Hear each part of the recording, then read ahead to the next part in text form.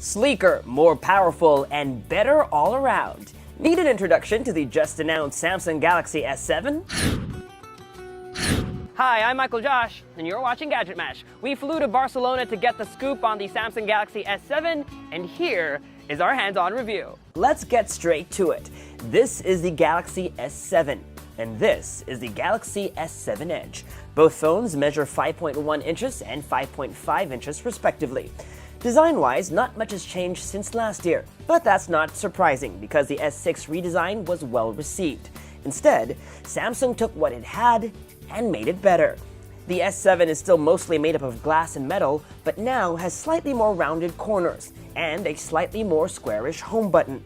The display has an even narrower bezel, meaning it's flushed against the sides of the phone. Button and port placements are the same, volume rocker on the left and power button on the right. Micro USB charging port, headphone jack, speaker grills, and microphone on the bottom. Notice no USB Type-C. Moving on, up top you'll see there's a SIM card tray, but no IR blaster. But here's some good news. The SIM card tray has an extra slot for a micro SD card, meaning Samsung is bringing back that once curtailed option for expandable storage. The phone supports micro SD cards of up to 200 gigabytes. But the biggest design change can be seen and felt once you turn the phone around. The back of the S7 is now curved. Samsung is calling it 3D glass, resulting in a phone that's easier to grip and one that feels thinner than it actually is.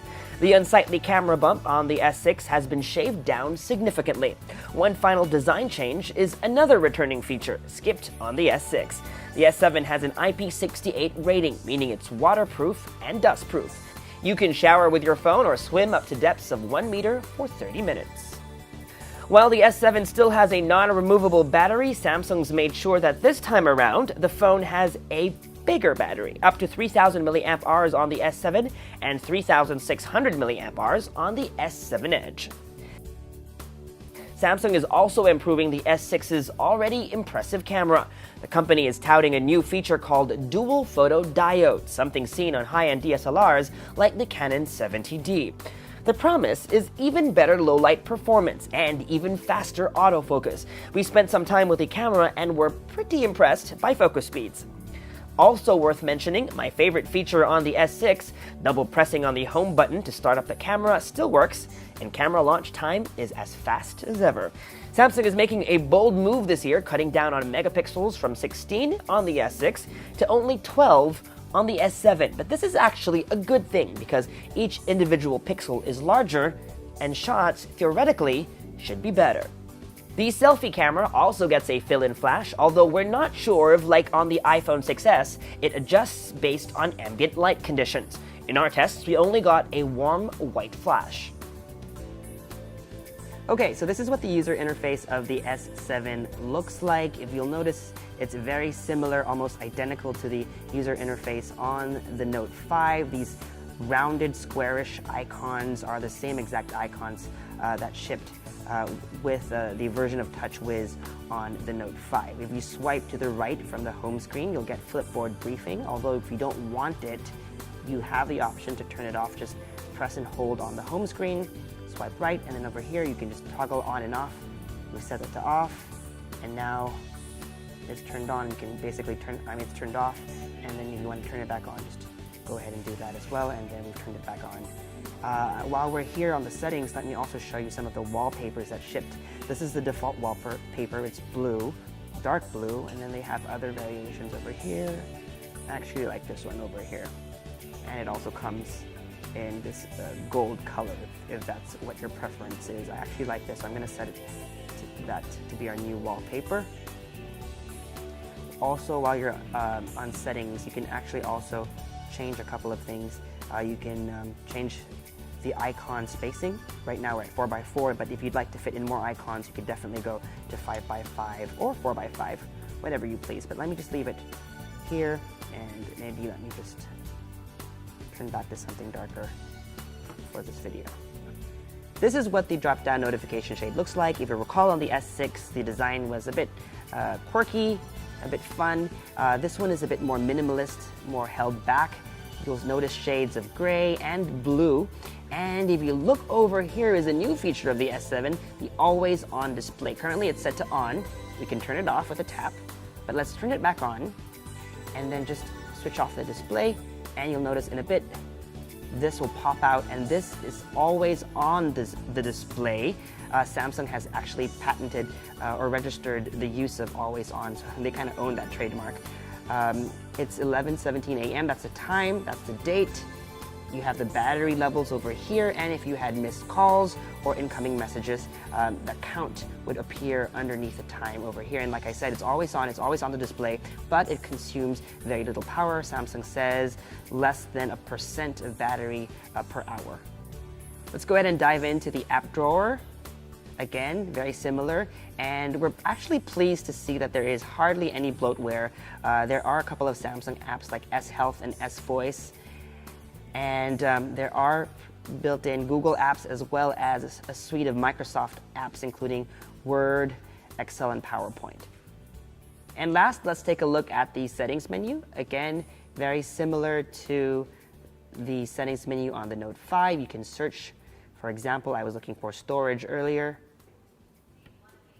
And as you can see, this is a 32 gigabyte phone, and out of the box it has it's used about 7.82 gigs, so there's about 24.18 gigabytes available.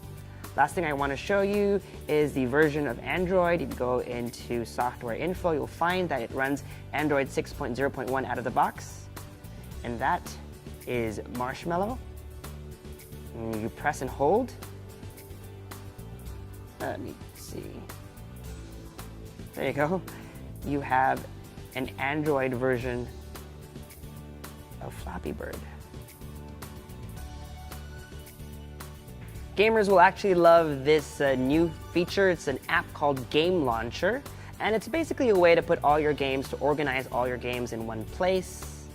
You can add them this way, it'll arrange them, but it's not just about arranging your apps. What it does, it allows you to save power while you're playing your games. So you can save power or save maximum power, and basically what it does is it lowers the resolution and the frame rate to give you more game time. Another interesting feature is no alerts during the game. The last thing you want to be doing is playing Temple Run, you're about to jump and then an SMS comes in, you click no, but it's too late, you fall and die, so you can turn on no alerts during the game. And last but not the least is Game Tools.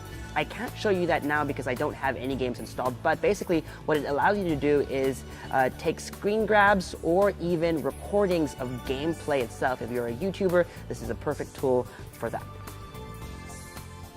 On the Galaxy S7 Edge, you'll notice that the Edge screen has been updated. Now there are 2 columns.